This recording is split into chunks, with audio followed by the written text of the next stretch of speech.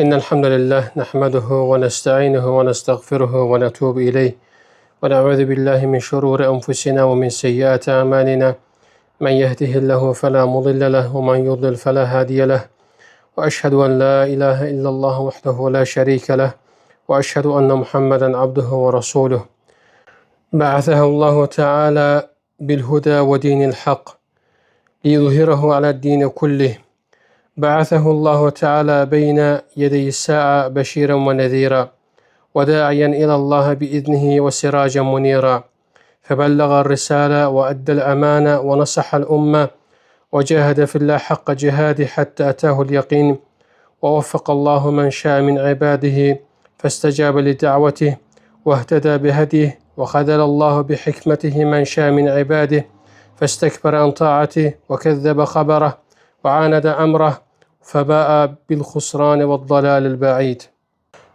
Şübhəsiz ki, həmd Allaha məxsusdur. Biz ona həmd edir, ondan yardım diləyir, ondan bağışlanma diləyirik. Biz günahlarımızdan Allaha tövbə edirik, nəfsimizin şərrindən və əməllərimizin pisliyindən Allaha sığınırıq.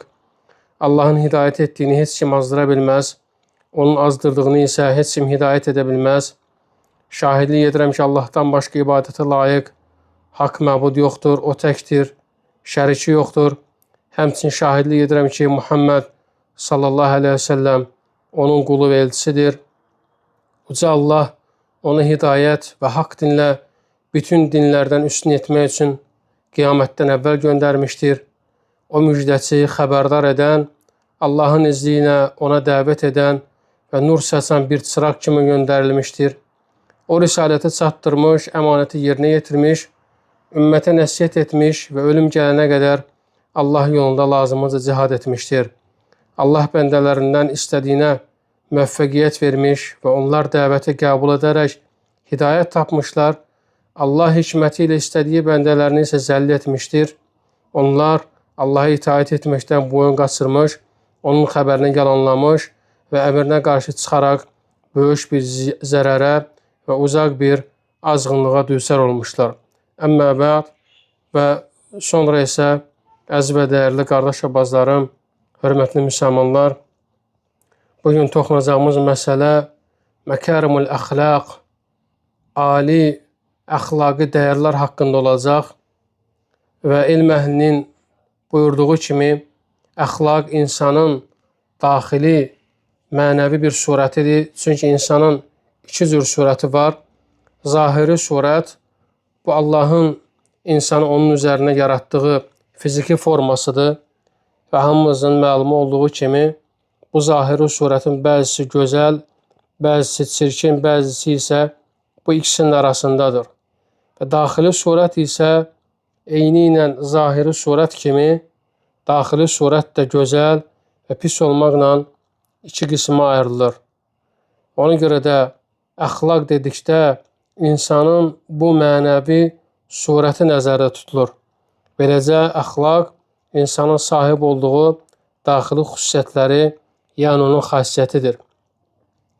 Bəs əxlaq insanın təbiətində olan bir şeydir, yoxsa ki, sonradan qazanılır? Cavab olaraq qeyd olunur ki, əxlaqın bir qismi insanın fitrətində, təbiətində olur, bir qismi isə şübhəsiz ki, sonradan qazanılır.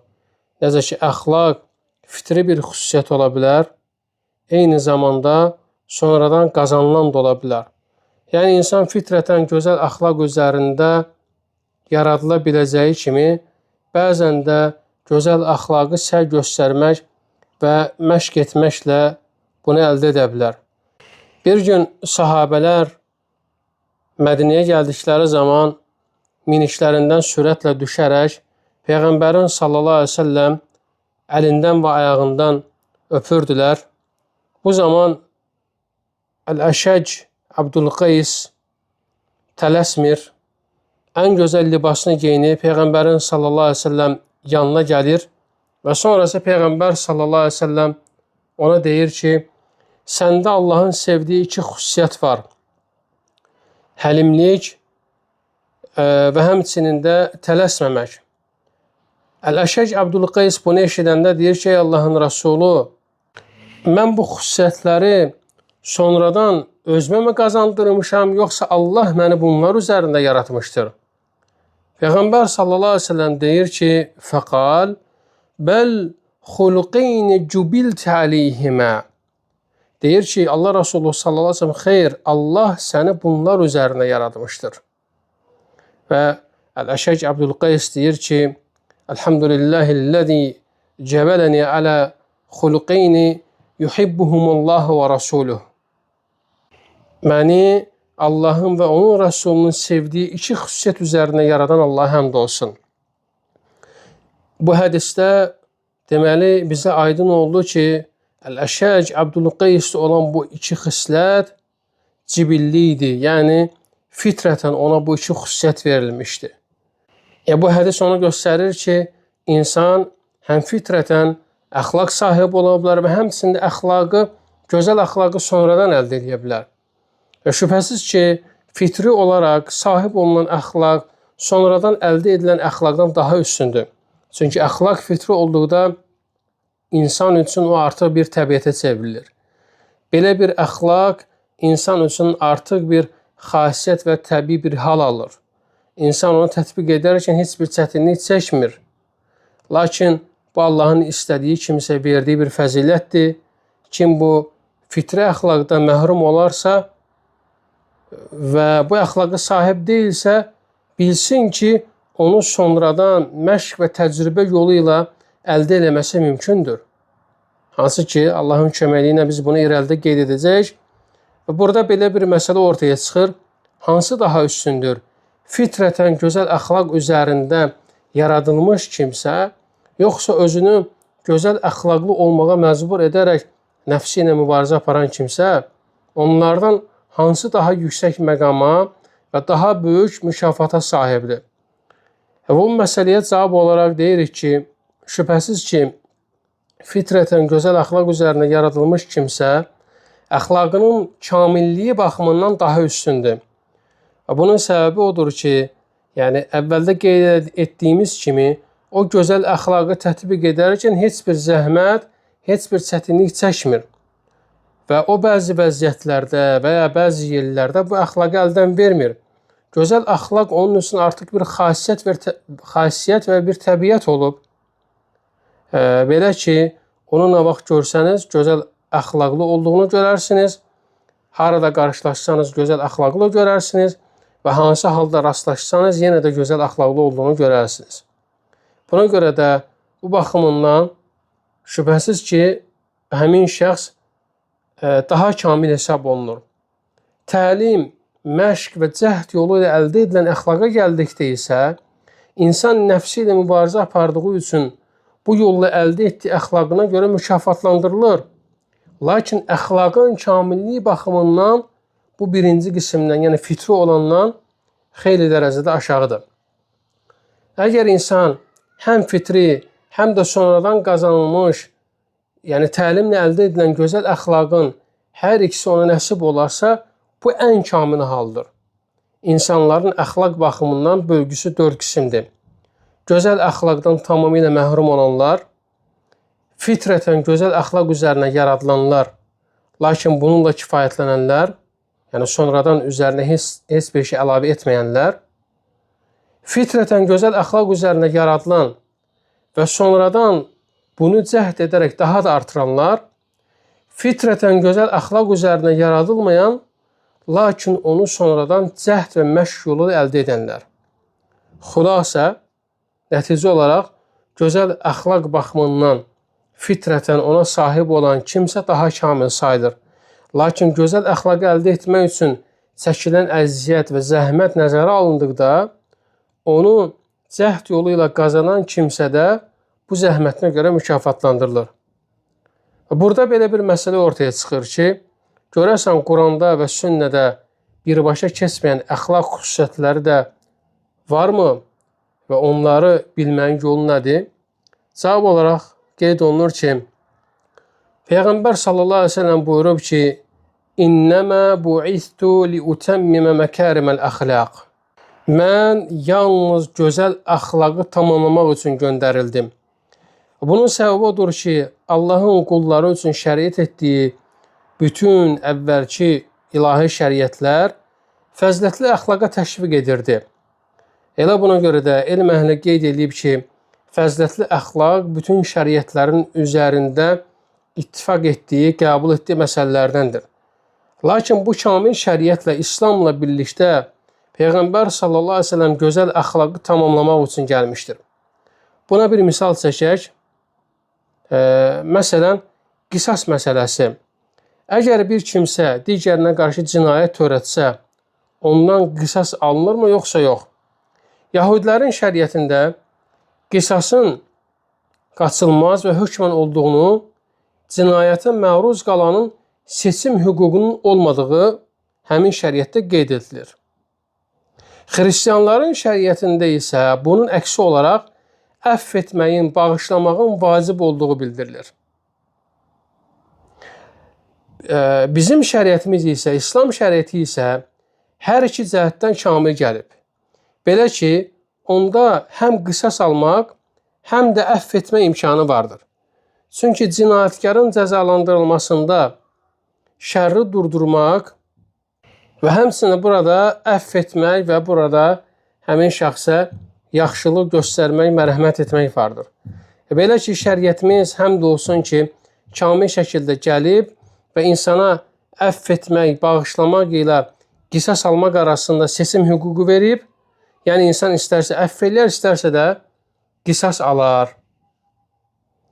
Gözəl əxlaqın sahələri, yəni insanların çox elə düşünür ki, gözəl əxlaq yalnız məxluqlarla, insanlarla, yaradılmışlarla münasibətdə yalnız özünü göstərir. Xaliq, Allah ilə münasibətdə isə əxlaqın rolu yoxdur. Lakin bu anlayış təbii ki, qüsurludur. Çünki gözəl əxlaq insanlar arasında olduğu kimi Allahla münasibətdə də olmalıdır.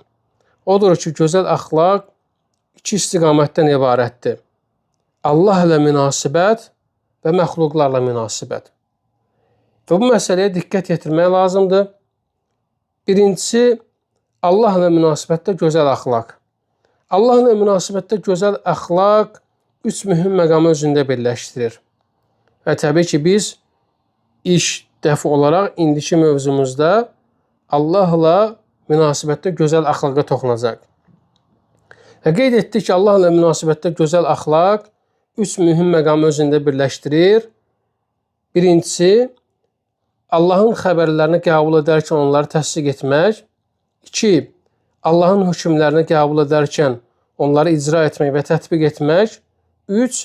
Allahın təqdir etdiklərini, qədərini qəbul edərkən səbr və razılıq göstərmək. Bu üç şey Allah ilə münasibətdə gözəl əxlaqın təməlidir. Allahın xəbərlərini təsdiq edərək qəbul etmək birinci qeyd etdiyimiz məsələ. Yəni, insanın qəlbində Allahın xəbərlərini təsdiq etməklə bağlı heç bir şübhə və ya tərəddüd olmamalıdır. Çünki Allahın xəbəri elmə əsaslanır və o, özü haqqında dediyi kimi sözündə ən doğru olandır. Necə ki, Allah Subhanahu wa Ta'ala buyurur Nisa surəsi 87-ci ayədə وَمَنْ أَصْدَقُ مِنَ اللّٰهِ حَد۪يثَ Allahdan daha doğru danışan kim ola bilər? Daha doğru sözlü kim ola bilər? Allahın xəbərlərini təsdiq etməyin gərəkdirdiyi budur ki, insan buna tam etibar etməli, onu müdafiə etməli və bu yolda mübarizə aparmalıdır. Eləcə də qəlbinə Allahın və onun Rəsulunun sallallahu aleyhi və səlləm xəbərləri ilə bağlı heç bir şübhə və ya şübhələndirici fikir girməməlidir. Bəndə bu əxlaqa sahib olduqda Allahın və onun Rəsulunun sallallahu aleyhi və səlləm xəbərlərindən qarşı yönəldilən bütün şübhələri dəf edə bilər. Bu şübhələri irəli sürənlər istər dində bidət törədən müsəlmanlar olsun, istərsə də müsəlmanların qəlbinə şübhə salan qeyri-müsəlmanlar olsun, fərq etməz. Buna misal olaraq Sahih Buxarıda Əbu Hüreyrədən rəvayət edilən hədisi göstərə bilərik ki, Peyğəmbər sallallahu aleyhi ve sellem buyurmuşdur. Əgər birinizin qabına milçək düşərsə, onu tam batırsın, sonra çıxarsın, çünki onun qanadlarının birində xəstəlik, digərində isə şəfa vardır. Bu, Peyğəmbərin sallallahu aleyhi ve sellem xəbərdir və o qeyb məsələlərində öz istəyi ilə deyil, yalnız Allahın ona vəhy etdiyi ilə danışır. Çünki o bir insandır və insan qeybi bilməz. Allah subhanahu və teala Ənam surəsi 50-ci ayədə buyurur: "Qul la aqul lakum indi xazainullah və la a'lamul gayb və la aqul lakum inni malak in attabi'u illa ma yuha iley." De, mən sizə demirəm ki, Allahın xəzinələri mənim yanımdadır. Mən qeybi də bilmirəm və sizə demirəm ki, mən bir mələyəm. Mən yalnız mənə vəhy olunana tabe oluram. Yəni Peyğəmbər sallallahu əleyhi və səlləm bu ayədən də göründüyü kimi qeybi bilmir. Buna görə də biz bu xəbəri, bu kimi xəbərlərə gözəl əxlaqla qarşılamalıyıq. Bu xəbərə qarşı gözəl əxlaq onu qəbul edərək qarşılamaqdır. Biz qəti şəkildə əmin olmalıyıq ki, Peyğəmbərin sallallahu əleyhi və səlləm bu hədisdə dedikləri haqqdır və doğrudur.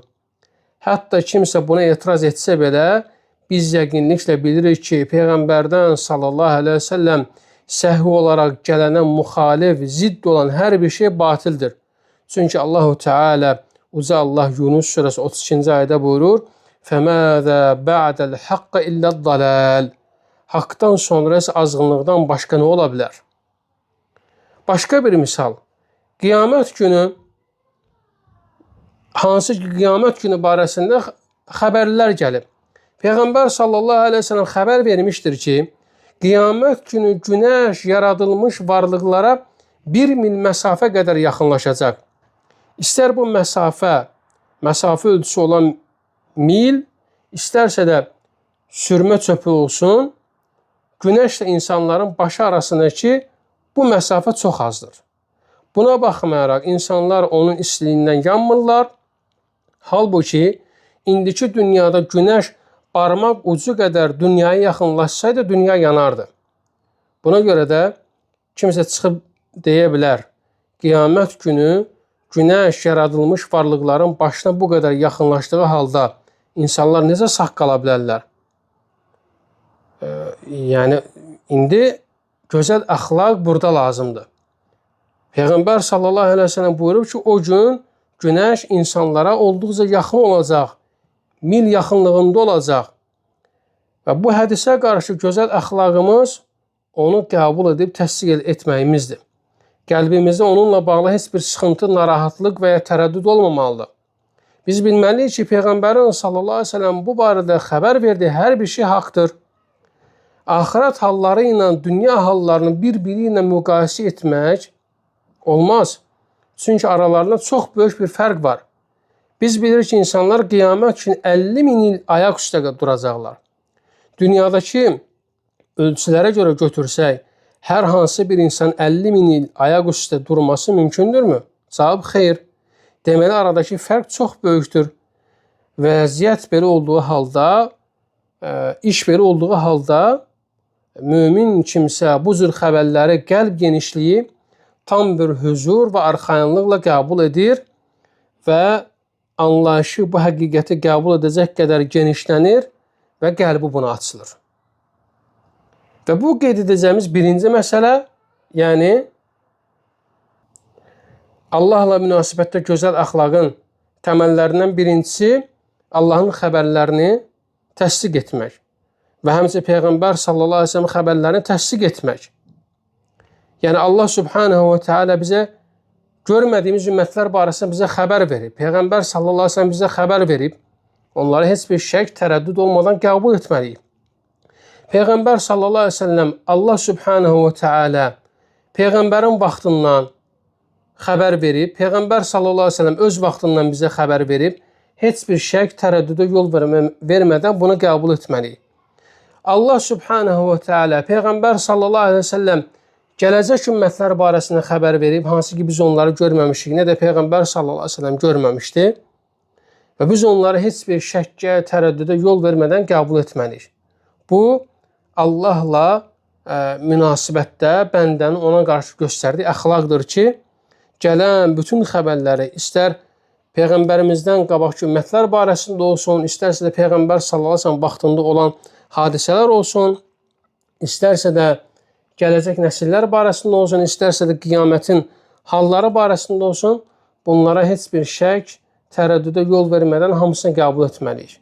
Bu, bəndənin Allahla olan gözəl əxlaqından xəbər verir. Və sonrası qeyd etdiyi ikinci məsələ, Allahın hökmlərini qəbul etmək, icra etmək və tətbiq etmək. İnsan Allahın hökmlərindən heç birini rədd etməməlidir.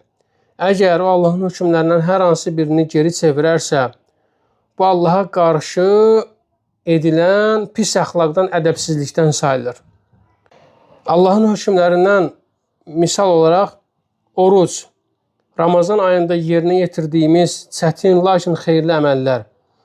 Şübhə yoxdur ki, oruç tutmaq nəfslər üçün çətindir. Çünki insan bu ibadətdə alışdığı yemək, içmək və cinsi əlaqə kimi vərdişləri tərk edir.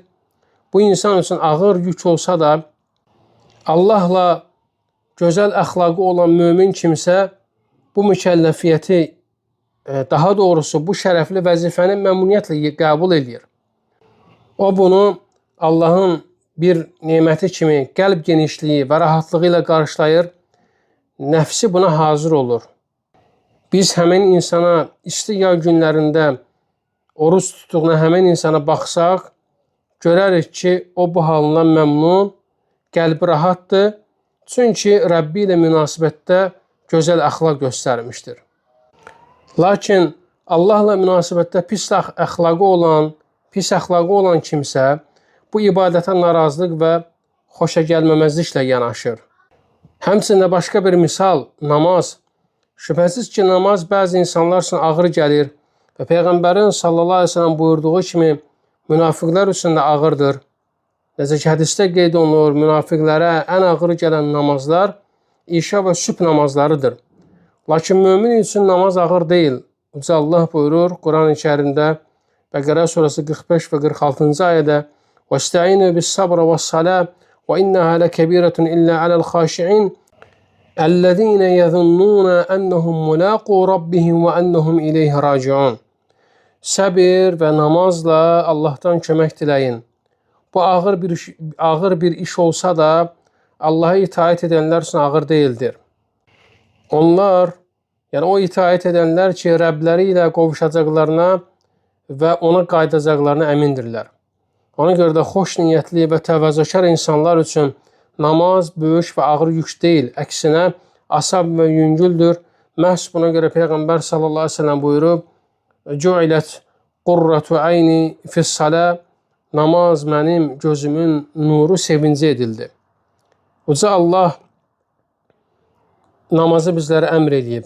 Allah ilə münasibətdə gözəl əxlaq, namazı elə bir halda yerinə yetirməkdir ki, qəlbin geniş, rahat və gözlərin sevincli olsun. O zaman ki, sən bu ibadətlə məşğul olursan və namazın vaxtı gəldikdə onu gözləyirsən. Sübh namazını qıldıqda zöhr namazı üçün həsrət çəkirsən. Zöhr namazını qıldıqda əsr namazı üçün həsrət çəkirsən. Əsr namazını qıldıqda məğrib namazı üçün həsrət çəkirsən. Məğrib namazını qıldıqda İşa namazı üçün həsrət çəkirsən. İşa namazını qıldıqda sübh namazı üçün həsrət çəkirsən. Beləliklə, qəlbin daim bu namazlarla bağlıdır və şübhəsiz ki, bu Allah-u Teala ilə, uca Allahla münasibətdə gözəl əxlaqın bir hissəsidir. Və buna üçüncü misallardan müamilələrdən sələmçiliyin, ribanın haram olması. Allah-u Teala Quranda sələmçiliyi açıq aydın şəkildə bizə haram edib və buyurub ki, Əhəllallahul bey'ə və harramər ribə. Allah alışverişi halal, sələmçiliyi, ribanı isə haram etmişdir. Mömin kimsə bu hökmü qəlbin rahatlığı, razılıq və təslimiyyətlə qəbul edir. Mömin olmayan kimsə isə bunu qəbul etmir. Buna görə ürəyə sıxılır. Bəlkə də müxtəlif hilələrlə ona ribaya haqq qazandırmağa çalışır. Biz bilirik ki, riba sələmçilikdə risk olmadan qazanılmış qazanc vardır. Lakin əslində bu bir şəxsin digərinə qarşı zülmü ilə qazanılmış bir qazancdır. Üçüncü məsələ isə Allahla münasibətdə gözəl əxlaq, Allah Teala'nın qədərini razılıq və səbirlə qarşılamaqdır. Bu Allahla gözəl əxlaqın üçüncü şərtidir. Biz hamımız bilirik ki, Allahın yaratdıqları haqqını müəyyən etdiyi qədərlərin hamısı insan üçün xoş deyil, insan üçün uyğun deyil. Yəni, Allahın bizə təqdir etdiklərinin hamısı nəfsimizin meyl etdiyi və nəfsimizə uyğun olan şeylərdirmi? Həqiqət budur ki, xeyr. Məsələn, xəstəlik insan üçün xoş deyil. Çünki insan sağlam olmağı sevir. Eyni ilə yoxsulluq da insan üçün xoş deyil.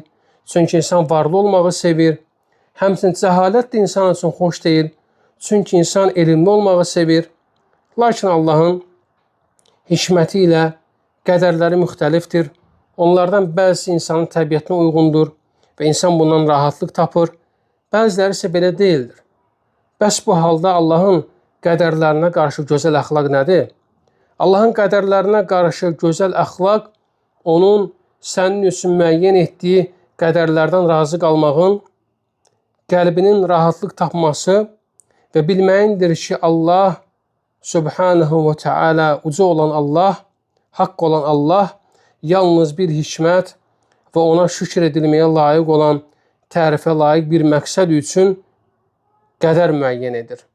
Beləliklə, Allahın qədərlərinə qarşı gözəl əxlaq insanın razı qalması, təslim olması və arxayın olmasıdır. Məhz buna görə də Allah səbr edənləri tərifləyərək buyurmuşdur. وَبَشِّرِ الصَّابِرِينَ الَّذِينَ إِذَا أَصَابَتْهُمْ مُصِيبَةٌ قَالُوا إِنَّا لِلَّهِ وَإِنَّا إِلَيْهِ رَاجِعُونَ. Səbr edənlərə müjdə ver. O kəslər ki, onlara bir müsibət üz verdikdə biz Allaha məxsusuq və ona qayıdacaq deyərlər. Və bu, Allah ilə münasibətdə olan gözəl əxlaqdır və sonra isə yaradılmışlarla, insanlarla rəftarda gözəl əxlaq barəsində qeyd edəcək. Uca Allah bizləri gözəl əxlaq sahiblərinə eləsin. Təbii ki, birinci növbədə Allahla əxlaqımızı Allah gözəl etsin. Onun əmrlərini yerinə yetirmək, qadağalarından çəkinmək, yəni buyurduğu kimi, əmr elədiyi kimi yaşamaq. O, bu əsl əxlaqdır, gözəl əxlaqdan sayılır. Uca Allah bizləri bu gözəl əxlaqdan məhrum eləməsin, ya Rab. Uca Allah bizi eşidib yaxşısına tabi olanlardan etsin. Subhanəkəllahumə həmdikə əşhədu ən la ilahə illə ənt, əstəxirəkə və ətubu ileyk.